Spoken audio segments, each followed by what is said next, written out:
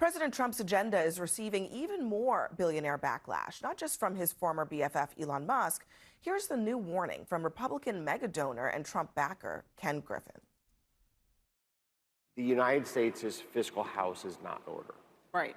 You cannot run deficits of 6 or 7% at full employment after years of growth. That's just fiscally irresponsible. The bill will unquestionably add several $1 trillion. There's a lot of question marks in the bill as to why we're continuing to increase our tax cuts when we have a fiscal deficit of this magnitude. Sounds pretty rational.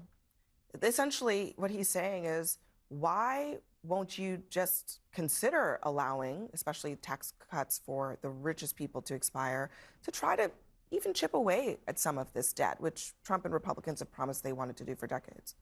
A lot of tax cuts across the board, not just for the rich, and right down to folks that work in the service business. Yeah, but they don't all have to be extended. They don't. No, I understand. But we've had record investment in this country.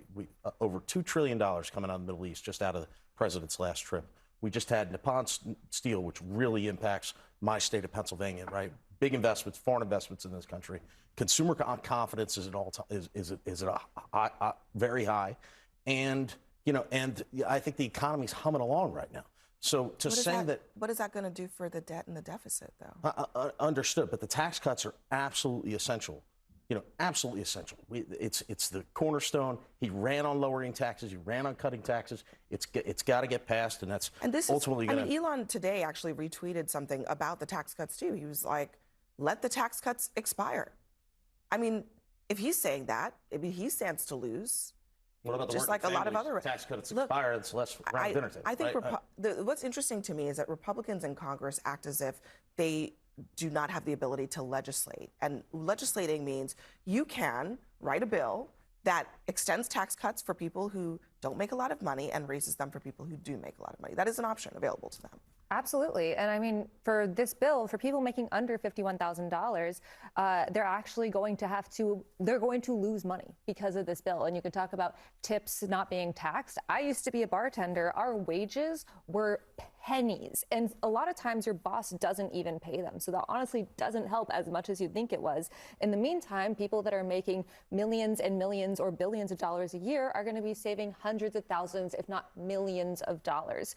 And it's just not fair. And I think this is honestly an issue with both parties, just this removal of like, well, we have to pay for the Golden Dome, or we have to give these tax breaks to the richest in our society, or we have to kowtow to corporations, and we just don't.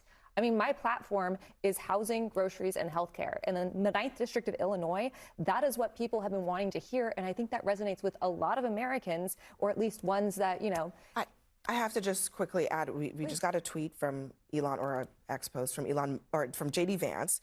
He says, President Trump has done more than any other person in my lifetime to earn the trust of the movement he leads. I'm proud to stand beside him. He's been pretty quiet all day today, which people have been looking sideways at. That's going to be the message of most Republicans. I mean, they stand behind the president because they know that their voters and their constituents stand behind the president. So I think what J.D.'s sentiments are, that's what you're going to hear from virtually every Republican campaign out there. I'm with the president. I want the president to get his agenda. That's going to be fascinating to watch, because I do believe that the president's base is non-transferable. And I think that there are a lot of people who believe that they can be MAGA-ish, and it just hasn't worked for them. And we've seen that election after election. So I'm interested to see in these primaries as they come up, are you going to side with someone who has millions of dollars who can influence your campaign, or are you going to be with someone who is on their way out?